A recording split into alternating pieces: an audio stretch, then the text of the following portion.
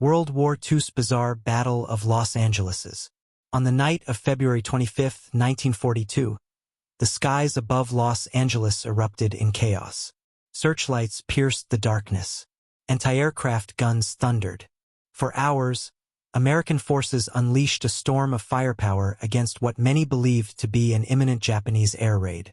But when the smoke cleared, not a single enemy plane was found. This bizarre event, later known as the Battle of Los Angeles, remains one of the strangest moments in American wartime history. The paranoia had been building for weeks. In the tense aftermath of Pearl Harbor, fear of Japanese attacks on the U.S. mainland was at its peak. Only days after the December 7th assault, rumors of incoming aircraft caused a brief panic in New York City, sending stock prices tumbling. On the West Coast, nerves frayed further. Inexperienced radar operators and jittery pilots repeatedly mistook fishing boats, drifting logs, and even whales for Japanese submarines. The nation's anxiety was only amplified when U.S. Secretary of War Henry Stimson grimly warned that Americans should be prepared to endure occasional blows from enemy forces. That warning seemed prophetic when, on February 23, 1942, a Japanese submarine surfaced near Santa Barbara. It fired more than a dozen shells at an oil refinery along the coast. The attack caused only minor damage and no deaths, but it shattered the illusion that the continental United States was untouchable. For the first time, American soil had been bombed during World War II. Just 2 nights later, Los Angeles found itself gripped in terror. What followed was not only a barrage of friendly fire, but a mystery that endures to this day. What exactly was in the skies that night? The day after the submarine attack near Santa Barbara, paranoia in Southern California reached a fever pitch. On the evening of February 24, 1942, naval intelligence warned coastal units to prepare for a possible Japanese assault. Soldiers and civilians braced themselves, waiting for the enemy they were certain was coming. For hours, nothing happened. Then, just after 2 a.m. on February 25th, military radar registered what seemed to be an incoming contact nearly 120 miles west of Los Angeles. Air raid sirens wailed. The city plunged into a blackout. Anti-aircraft crews rushed to their posts, searchlights scoured the skies, and Los Angeles held its breath. At 3 a.m., the first shots rang out. Troops in Santa Monica opened fire on what they believed to be an unidentified aircraft. In seconds, other batteries along the coast joined in. Soon, the night sky erupted in chaos. Tracer rounds streaked overhead, and fiery bursts of shrapnel lit up the darkness. The Los Angeles Times described it vividly. Powerful searchlights from countless stations stabbed the sky with brilliant probing fingers, while anti-aircraft batteries dotted the heavens with beautiful, if sinister, orange bursts of shrapnel. But beneath the spectacle lurked confusion.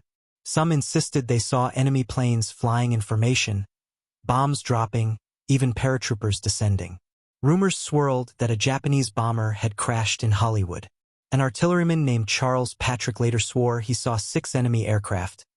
I could barely see the planes, but they were up there all right. Naturally, all of us fellows were anxious to get our 2 cents worth in. And when the command came, everybody cheered like a son of a gun. Yet others were not convinced. Colonel John G. Murphy of the Coastal Artillery Corps wrote that imagination had likely filled the skies.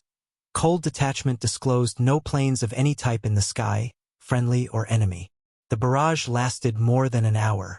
When the guns finally fell silent and the all-clear was given, Los Angeles had unleashed over 1,400 rounds of anti-aircraft ammunition into the night. Still, no wreckage, no enemy planes, no definitive evidence of an attack was ever found. When dawn broke over Los Angeles, the truth became even more baffling.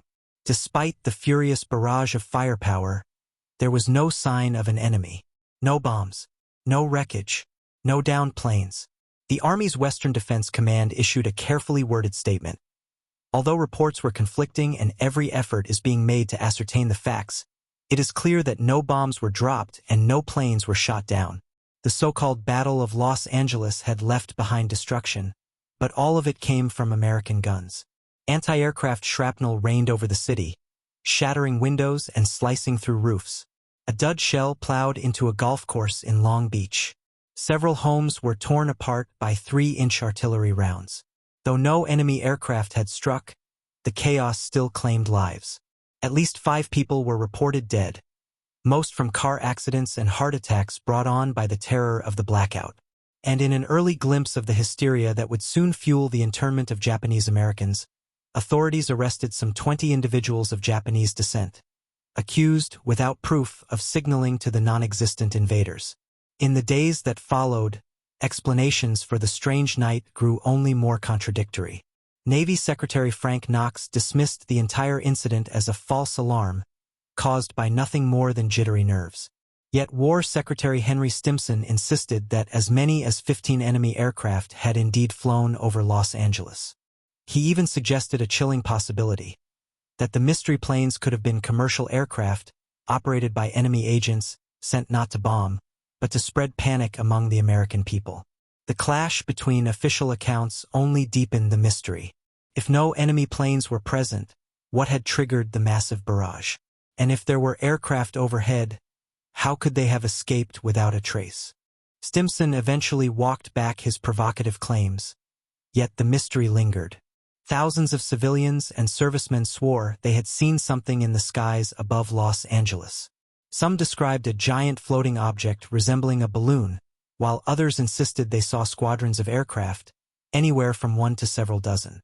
As the New York Times observed at the time, the more the whole incident of the early morning of February 25th in the Los Angeles district is examined, the more incredible it becomes.